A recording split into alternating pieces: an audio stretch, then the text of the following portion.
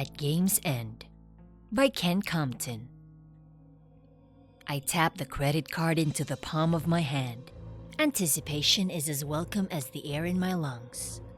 I'll only be an hour, no more than 2. Okay, maybe 3. I love the exhilaration with each pull of the handle and the symbols roll into alignment. A jackpot delays the process delightfully. But the hunger to play again is enormous. A glutton devouring in a buffet is a quarter of the joy that I feel when I'm gambling.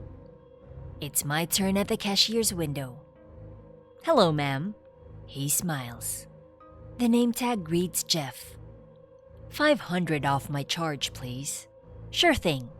He peeks at the card I've given him. "Is it Miss or Mrs. Jenkins?" No time for chatter. I wiggle the fingers on my left hand to make certain he can see the wedding ring. He swipes. Beep, beep, beep. He swipes the card again. The beep sounds once more. "Do you have another credit card, Mrs. Jenkins?" "This one won't process. Over the limit, I believe." Loose change and old candy litter the crevices of my purse while rummaging to find another card. "Here you are." He types the number slowly. By the sound of the ringing just beyond, someone hits a jackpot. A gentleman is seated next to a machine illuminated with 777s as onlookers amass. The cocktail waitress dashes to serve a drink, the photographer snaps a picture, and even the custodian offers a clean ashtray in hope for a gratuity. My teeth clench at the greedy scene. "Mrs. Jenkins." Jeff turns the computer screen towards me. Declined. I snatch the plastic and chuck it back in the purse. His eyes narrow at my rudeness, reminding me of my deceased husband, Mitch. A handshake and squint was all the poor man could manage in disapproval of my habit. "I don't have my American Express." A hold was placed on it after I failed to pay the minimum, to be honest. I find my comp card and slide it across the granite. "What do I have in my casino account?" He sighs and runs it through. "You have enough points for lunch in the bistro. May I have the cash value instead?" "That's against policy." "I didn't take the day off from work to come and eat. I'll just write a check." I scribble one for $800. He inserts it into the reader. Beep, beep, beep, beep, beep, beep, beep, beep, beep. He pushes a few buttons to stop the noise, but still, beep, beep, beep, beep, beep, beep. Perspiration spreads from my forehead and down at the back of my neck with everyone staring. Goosebumps prickle amid the chuckling. I close my eyes and cover my mouth with a trembling hand. "How close am I to getting a cashback credit?" I say. Jeff pauses before pecking at the keys again, as if knowing it's a frail effort. I turn and ignore a line of customers accumulated beyond the stanchions, as the slot machines beyond them are of more interest. The multimillion slots are void of patrons. The lucky shooter machines have a low payout, and the high roller games are a waste. I lost 7,000s playing them before. The money was borrowed from a joint savings account with Mitch. Once I confessed to losing the money, he collapsed and died of a sudden heart attack.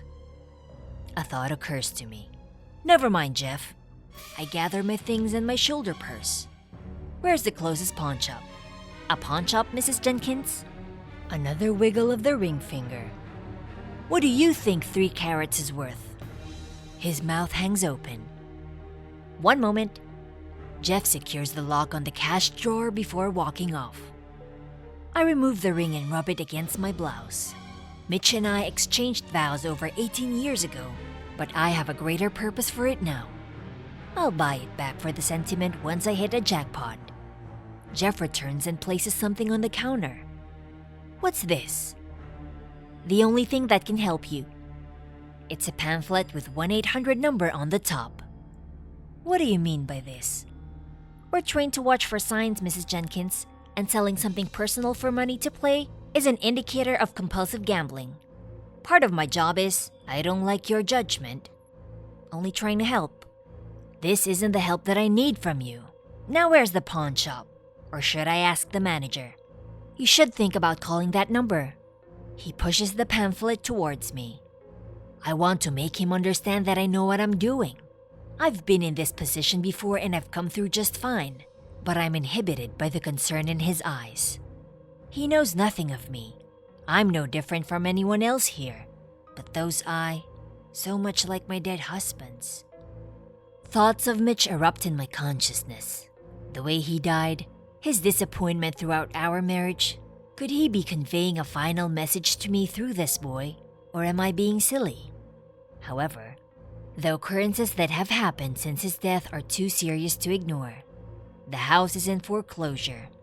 The car has been repossessed. The life insurance is gone. The savings are depleted. I'm in trouble with the IRS.